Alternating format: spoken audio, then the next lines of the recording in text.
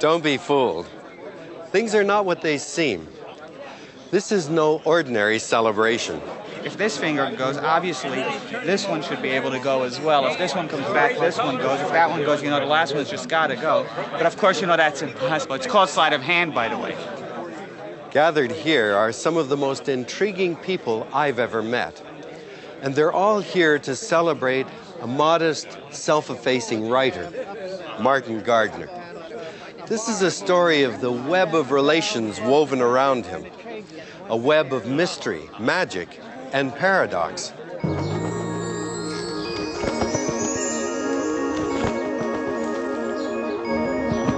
In Martin's world, everyone plays more than one role.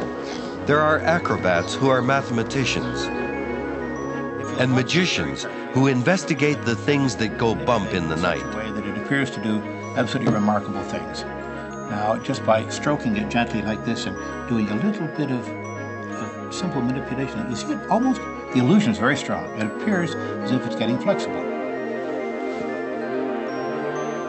These are just a few of the extraordinary people who've been brought together by Martin and his writings. How hard could it be, right? All right, the first time I saw Martin Gardner was at the Morrison Hotel in Chicago, and he was demonstrating a trick that he'd invented called the Persi sponges. And what he did was he covered each sponge with the back of his hand, and then one in the left hand, one in the right hand, and by doing that, it fooled me pretty badly. My main interest in magic is because it arouses a sense of wonder about how things operate, about the natural world. The universe is almost like a huge magic trick, and scientists are trying to figure out how it does what it does. This, I'm sure, was in Martin's column sometime. It's impossible to tie a knot without leaving go of the ends of the string the way I just did.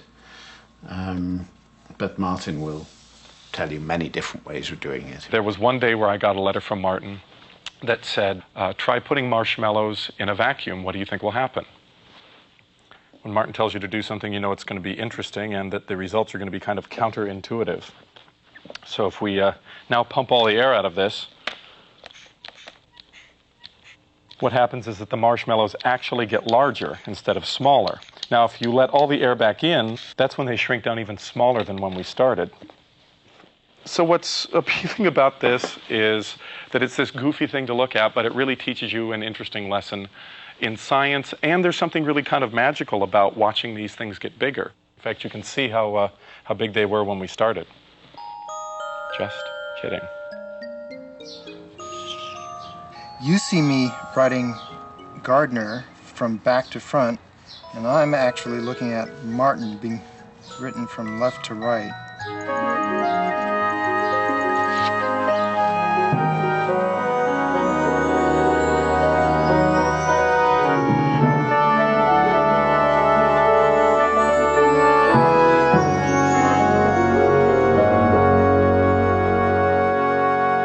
Martin Gardner is sort of at the center of this huge collection of intersecting sets.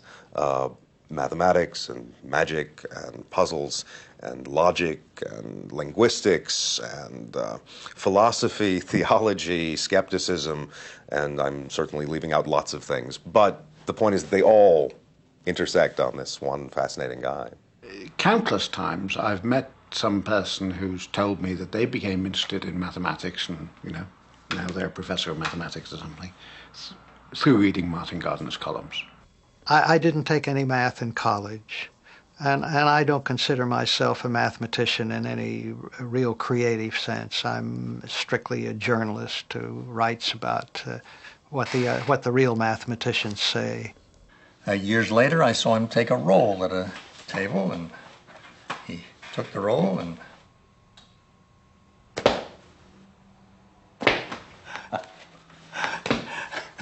which surprised me. It's strictly been a hobby with me. I've never been a performer. The closest I ever came to getting paid for magic was when I was at the University of Chicago. During the Christmas season, I demonstrated magic sets at Marshall Fields. To know that Martin's career as a performer was more extensive than that, you just have to see him in these black and white shorts made for early television. Once you corral a man, gals, don't let him get away. Tie his wrists with a handkerchief, loop a rope around it, and lead him off. Oops, she loses more men that way. Nothing wrong with that knot, but watch his fingers as we view him from another angle. He grabs the rope with his fingertips, draws it forward, slips it over his right hand. It pulls out behind the handkerchief. Okay, try to get out of this one. In Martin's web, it's no more unusual to find an engineer who designs puzzles than a mathematician who is also a dancer. But then there are some like Scott Kim, whose skills can prove difficult to categorize. The emphasis is math you can do with your body. So here's an example. This is the first shape. This was inspired by a lecture about Buckminster Fuller. This shape is called a tetrahedron. It's 4 triangles. The last time I visited Martin, I showed him some of these hand games, and he liked them, so I took it as a sign that I should keep pursuing it. Here's how to make a cube with your fingers. And here's how to tie an overhand knot with your fingers. The thing I was most curious about when I went to see Martin Gardner was, what does his filing system look like? He's the world's best correspondent. Everybody will tell you that. He responds to everybody's letters quickly, briefly, with enthusiasm, and he usually tells you about somebody else doing something related. How could he keep track of all this? So these are the famous Gardner files. What do you have in here? I have no idea what are in these files now. Really? That's right. I got a lot of letters from mathematicians I didn't even understand, but they were related to a column, so they got filed here. Well, these books are on mathematics, except Martin has not only written books on mathematics, puzzles, and magic. He's also written books on physics, philosophy, religion, literature, numerous magazine articles, short stories, volumes of poetry for children, and even a semi-autobiographical novel. Throughout his writings runs a playfulness and an intellectual curiosity that attracted leading scientists to his column in the magazine Scientific American. There, every month for 25 years, he brought his readers mathematics and much more. The first of these columns featured the hexaflexagon, a three-dimensional paper puzzle that unfolds in surprising patterns. Well, this was the structure that was the topic of my first Scientific American column, and it's a very peculiar structure. It's made from one long strip, and it's just folded in a peculiar way, and then the ends are pasted together. Topologically, it's a Möbius strip. There were people all over New York who were making hexaflexagons out of paper and flexing them. And one interesting letter that they published in the following issue came from a reader who said he had made his hexaflexagon, and he was busy flexing it, and he caught the end of his necktie into the flexagon, and as he kept flexing it, he disappeared. The column on hexaflexagons had almost very little math in it. It was mathematical structure, but I didn't go into any details about it. But as you follow the columns, they get a little more sophisticated, and that's because I was learning math as I was writing it and reading books about it.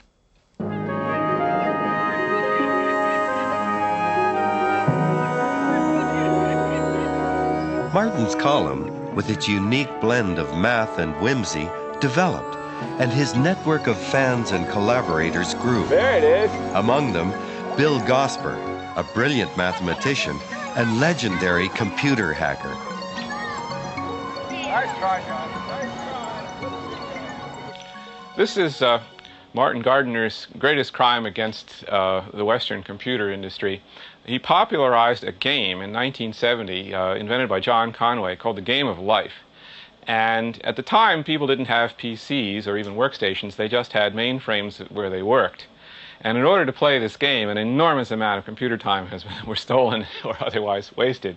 Conway called his game life because it's governed by a few simple rules that determine how an initial configuration of dots grow, disappear, or persist. From simple beginnings, a few dots can transform into patterns of intricate beauty. It's a game with surprising consequences. I mean, my life game can imitate any kind of computation you like. Moreover, any mathematical question of a certain kind, which really includes all the mathematical questions you think of, can be phrased as in the form, does such and such a life configuration fade away, say. So it's a simple little sort of metaphor, if you like, that encompasses essentially all of mathematics. And I knew it was a thing that Gardner would really love. I didn't realize quite how popular it would be. Life became such a popular game among computer people around the country that millions of dollars were wasted. It was guessed in laboratories and big offices where computer people were spending all their time working on the game of life. Martin's web is woven with the enthusiastic support of his many friends. Among them, Harvard mathematics professor Persi Diaconis. Early on, he found John Conway, or John Conway found him, and I mean, you know, John Conway, the word genius gets misused an awful lot, and in these circles especially. John Conway's a genius. Professor John Conway. Conway was a creative genius. One of the world's greatest living mathematicians. Truly, I mean, Conway is one of the smartest dudes in the world. Like many of Martin's circle, humor is part and parcel of Conway's approach to the serious business of science. And then there's the cloverleaf. It's perhaps revealing that when Conway read that only 1 in millions could do all 4 of these tongue tricks, he couldn't resist trying. And I think probably the number of people who can do them all, I mean, do these exercises was wrongly stated there, because not many people were prepared to go to their bathroom mirror and spend an hour pulling tongues at it. You know, John, ever since we met, you've shown me tricks and little puzzles. What is the relationship between fun math and serious math? I'm a serious mathematician too. I've got a good job here. So I do some serious mathematics, but I also do games. And for me, they're very similar. You know, when you play a game, if you learn to be good at it, you find what it is you should have been thinking about. That's really rather subtle, you know. And that's what we do in mathematics. Puzzles, for instance. What are puzzles? There's something where you can do something that you didn't think you could do. You know, try doing this. Go on. Okay. And then bring this up like this, and take these index fingers, keep them crossed, and put your nose in. Keep them crossed, you're not crossing yours. Keep them crossed. It's a bit awkward, I know, and put your nose in there. And then relax, because the hard part's just about to come. You keep each finger touching the side of the nose that it now is, and do that. And the 4 people who've tried, none of them have been able to do that. That's a nice little trick. You want to see how to do that? Sure. Okay. Well, when I clasp my hands like that, I won't be able to do it. I actually reclasp like that.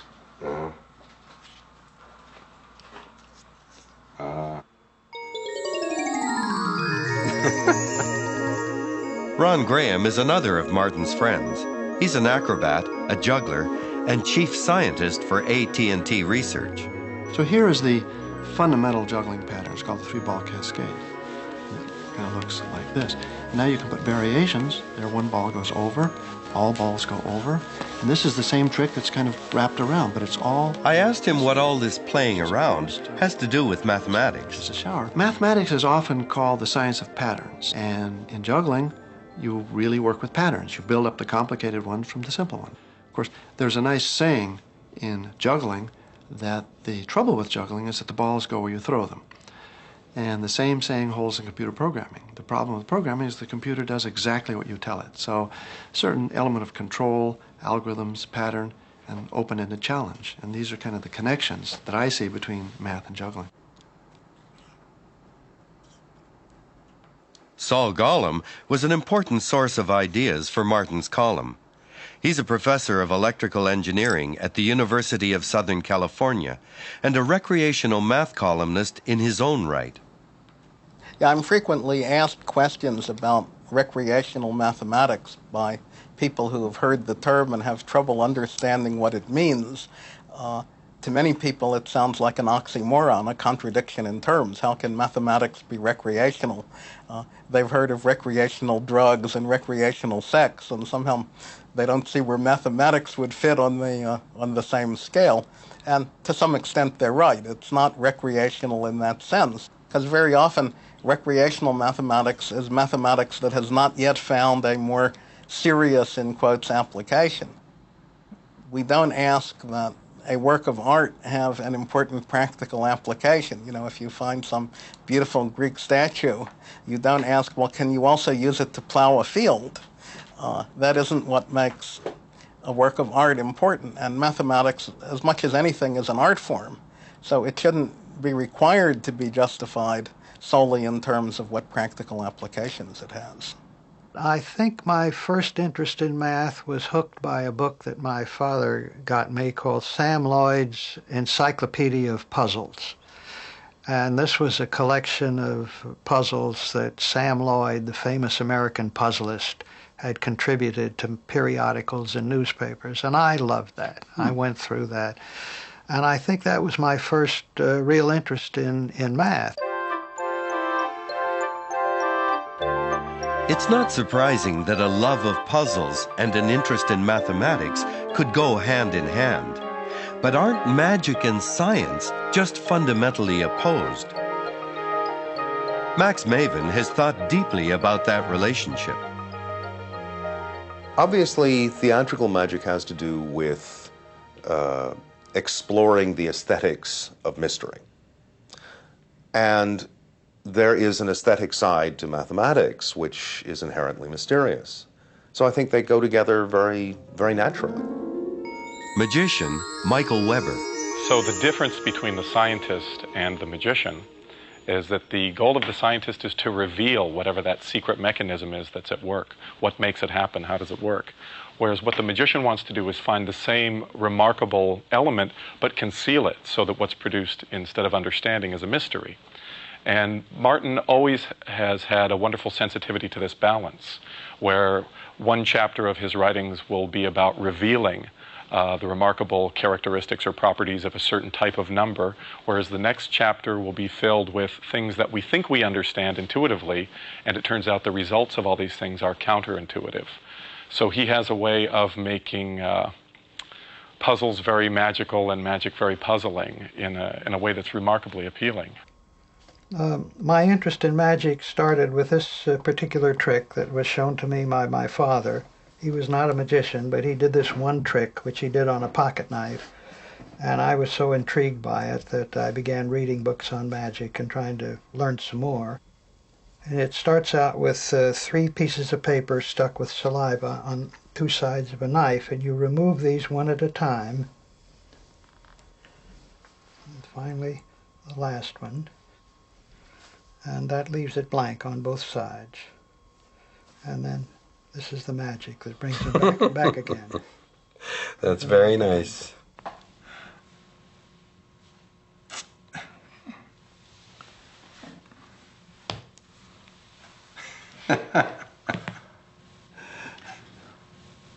Martin had a good sense of humor and a great sense of nonsense, which is, well, it's wonderful here.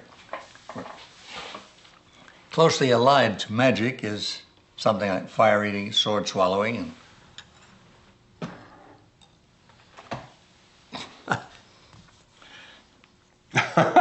metal tastes lousy, does it? yes.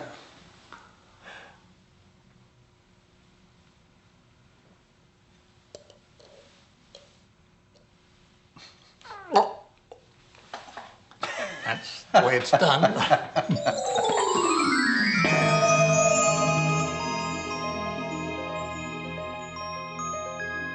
Martin's writings are full of magic, paradox, and impossibilities. One of his columns concerned a fictitious magician named Victor Eigen and an impossible object of his creation. Magician Michael Weber explains. So what this was Victor Eigen reached into his desk and simply produced an impossible object. 2 rubber bands that had not been cut and glued back together, but that were impossibly linked together. And he was talking about these really interesting bands that were discovered by a mathematician named Mobius. The idea is that this band has a single surface. Well, what Martin then talked about is if you bisected it, and it's hard to say cut it in half because this is some object which is single-surfaced. It does something really nice here at the very end, because what you're left with is 2 parts of the original object which are linked together. So what's nice about that is taking that idea and understanding what Martin understood, and that is that rubber bands are these really kind of wonderful objects, and that people understand that they can't open up and go back together again, and that when they link together, it's a really impossible thing that's kind of interesting. So I'll show you with a small white one and a big purple one, and by pressing down, they link through each other, and they really do link, no cheating. And I'll turn just a tiny bit so you can see what this looks like from the backside, because some people are suspicious that these are twisted here at the top, but they're not. It's just one looped right through the other. And then when you pull up, they actually unlink right there in the center.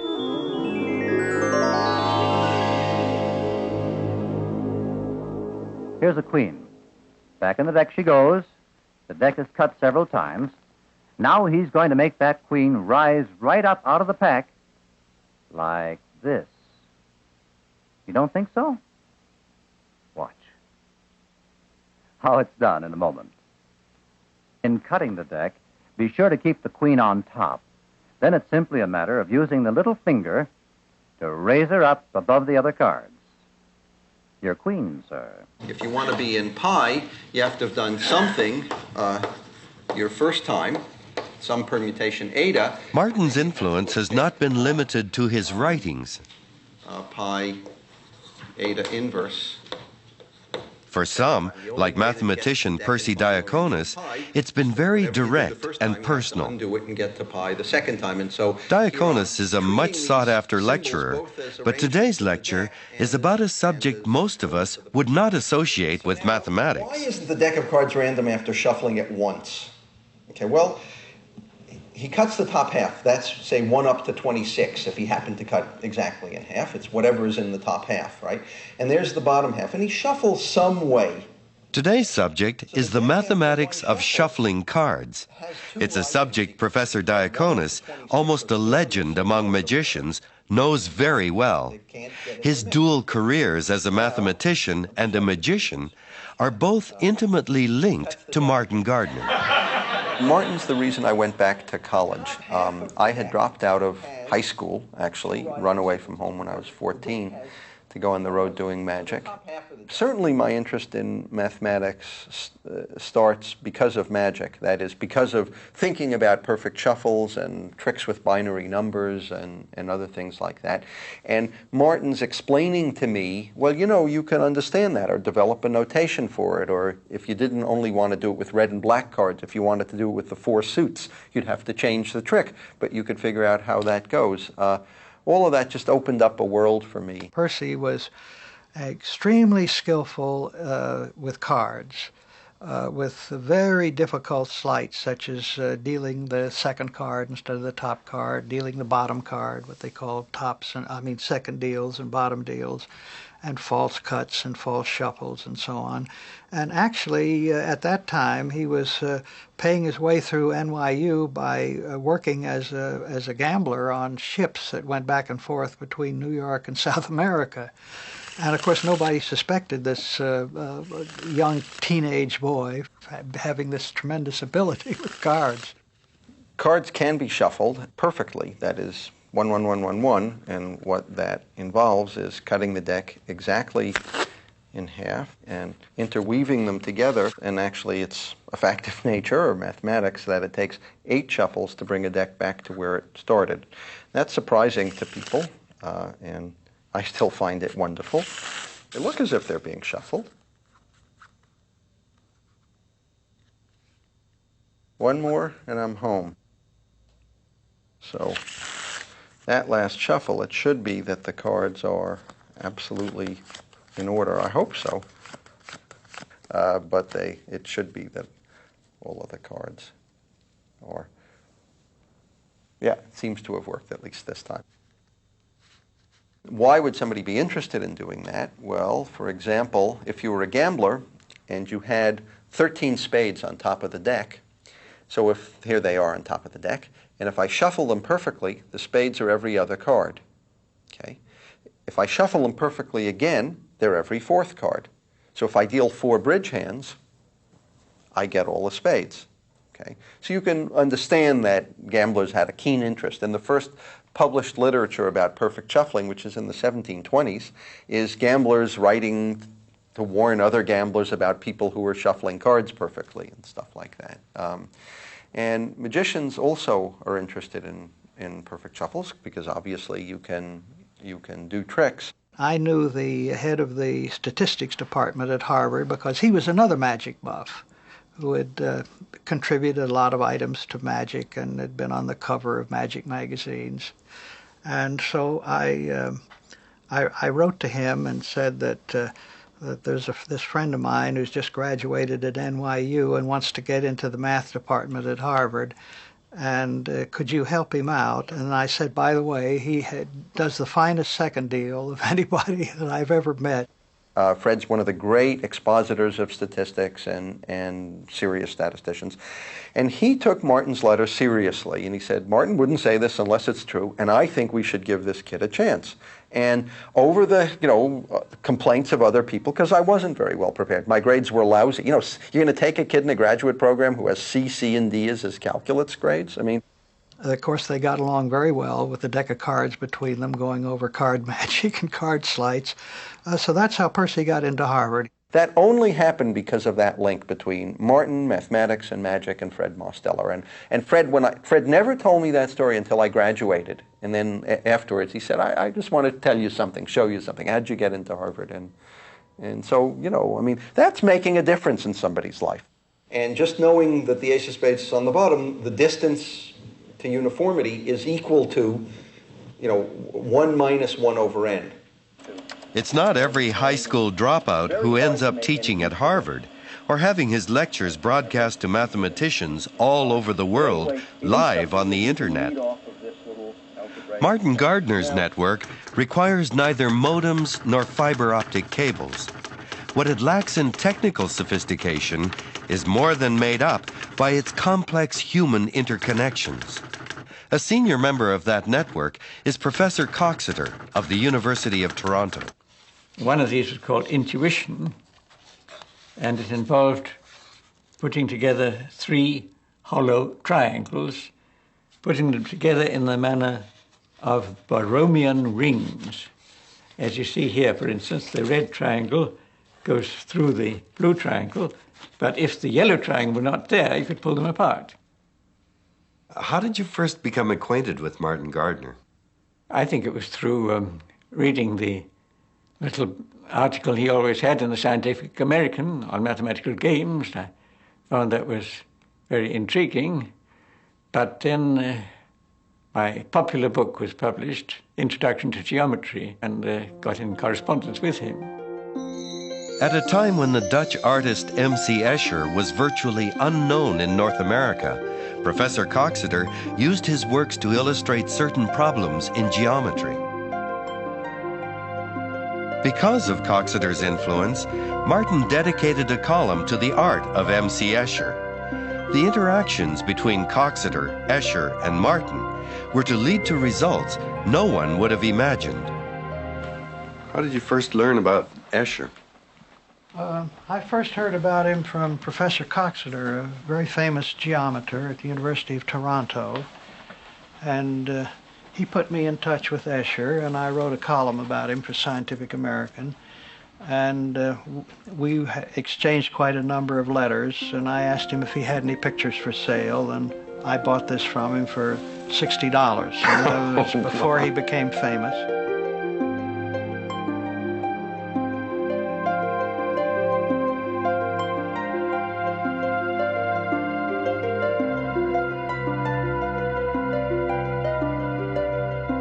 The art critics don't care about his work at all. But mathematicians, of course, are enormously fond of Escher because his work ties up with so many interesting mathematical concepts. One of those concepts that concerned Escher was what mathematicians call tiling the plane. That's the question of what shape tiles can fill a flat surface without gaps or overlaps. Obviously, square tiles can, and circular tiles can't. But what about more complex shapes? Escher's interest in this question is shared by mathematicians, crystallographers, and artisans. Professor Doris Schattschneider is a mathematician, an Escher scholar, and a friend of Martin Gardner. Escher seemed to be absolutely fascinated by tiling and by making up his own rules for tilings. They had to be creature-shaped, they had to be recognizable, they had to be colored in such a way that each tile stood out by itself, and so on. And he worked out his own, what he called his layman's theory, and he discovered an enormous amount.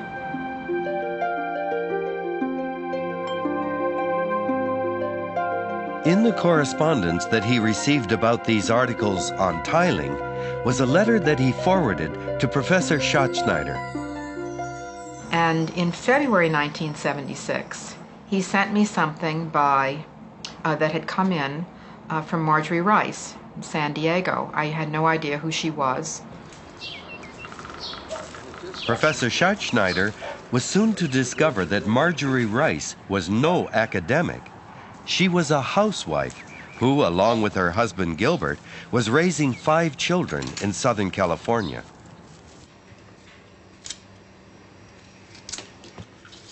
It wasn't until my senior year of high school that when I took a general mathematics course that I really found out how much I had been missing and how much I liked it.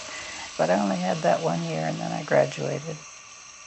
Marjorie had purchased a subscription to Scientific American for her youngest son. But when she had finished her housework, she would turn her attention to Martin's column. I first discovered my interest in this when Martin Gardner wrote about the 8 types of pentagon tiling in his column. And I thought, my, that must be wonderful that someone could discover these things which nobody had seen before, these beautiful patterns. So I started figuring out some way to work on the problem. I studied all of the types that were pictured in the articles and tried to discover a new type. And I was so delighted when I found it. I couldn't believe it. I didn't really think I would find anything. I just was so thrilled. And I sent it to Martin Gardner, and he sent it to Doris Schattschneider. Based on Marjorie's new tilings, Professor Schattschneider proposed a rule about tilings in general. Though unschooled in higher math, Marjorie was able to prove the expert wrong by showing that this rule didn't hold. Her proof was no proof like anything I had ever seen before. In fact, it was a series of pictures, all encoded with little marks. She did not use mathematical notation. She had little schematic pentagons drawn with little chicken track marks in them. And I really had no idea what all this meant. Finally, I figured out her intuition was exactly right, but she didn't have the mathematical tools to prove it herself. She ended up contributing to all kinds of new tilings by pentagons that had never been seen before. She seems just unstoppable. But her story really wouldn't exist if it hadn't been Martin Gardner's column. Watch this, young lady. Fingertips on top of table. Table will follow the fingertips into the air, defying the laws of gravity and impressing an impressionable young miss.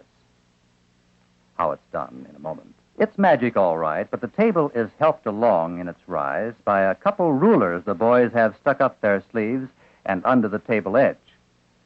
You can choose a variety of weapons, but ordinary rulers will do.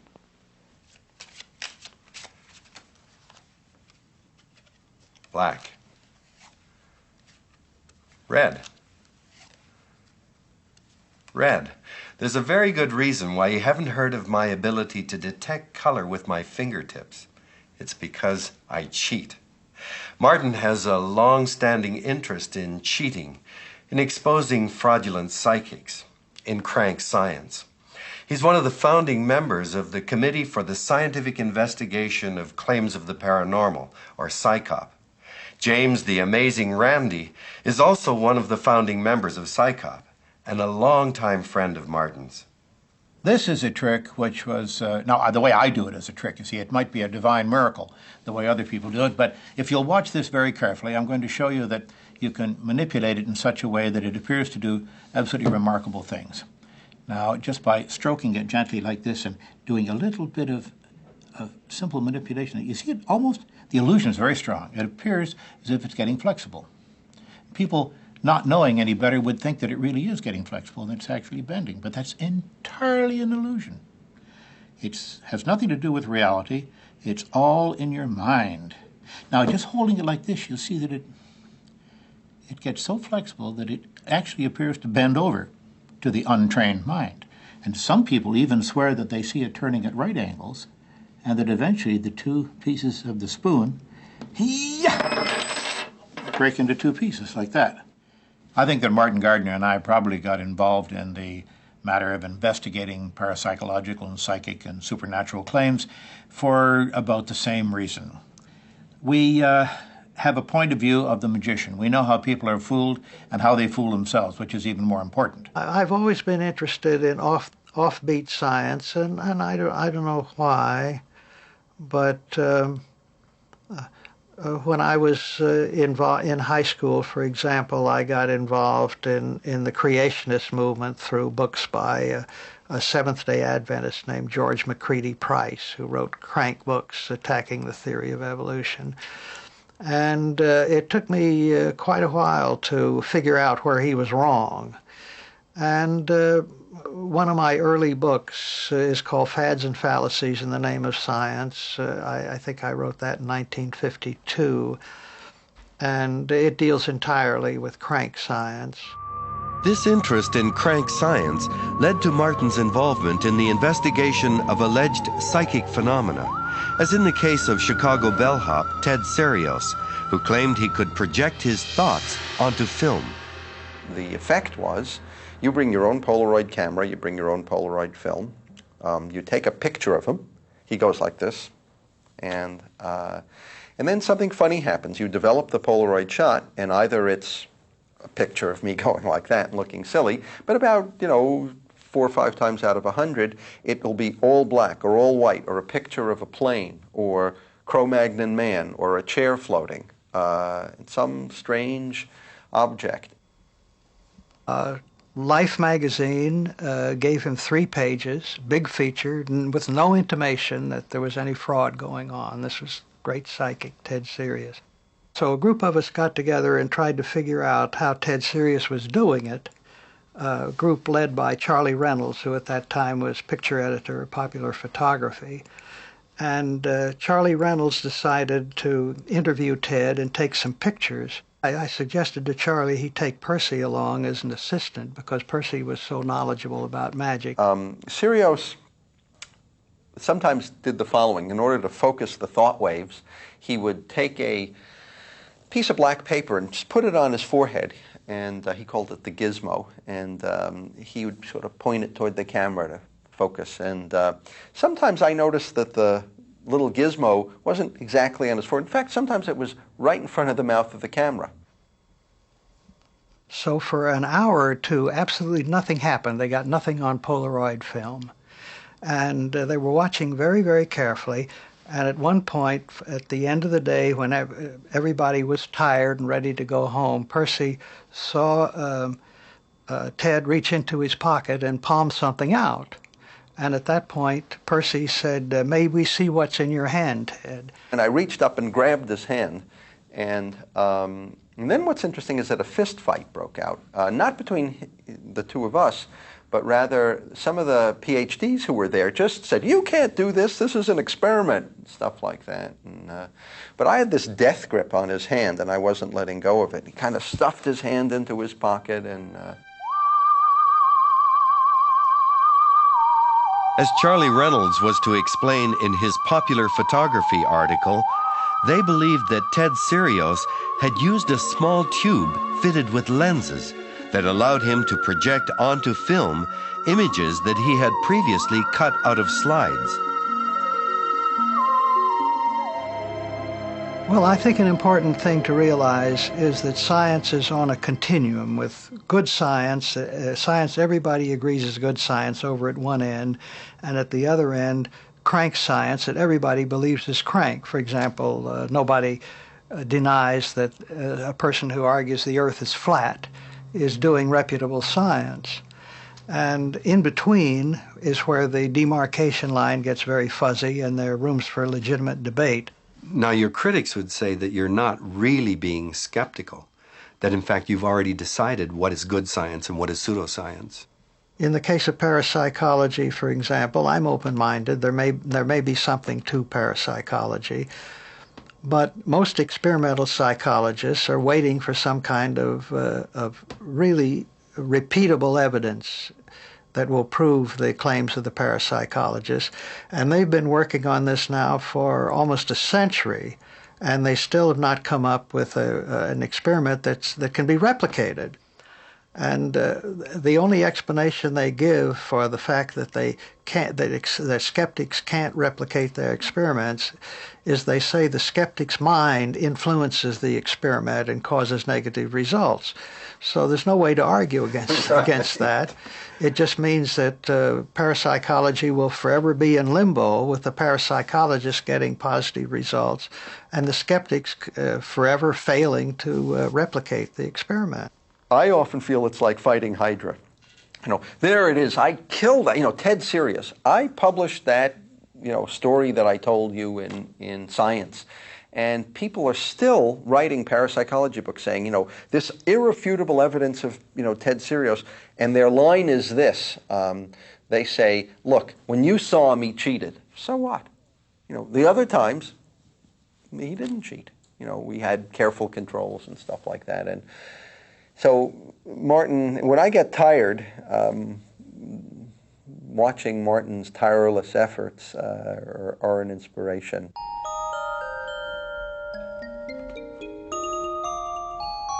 Perhaps what's most striking about Martin is his humility and his skepticism, both of which seem to be rooted in a deep feeling for life's mystery and the limits of our knowledge. There are a lot of scientists who think that there's nothing really mysterious about the universe, and in just another century or so we'll solve all the problems of science. I belong to that group that thinks that we're very, very far from the frontier of knowing everything in science. And an Indian legend that I like, and I first ran across it in Carl Sandburg's book, The People Yes, where he repeats it.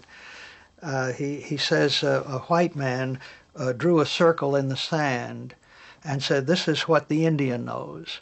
And then he drew another large circle, much larger than that, and he said, "This is what the white man knows." And the Indian took the stick and walked out about 100 yards and drew this gigantic circle and says, "This is where the Indian and white man know nothing."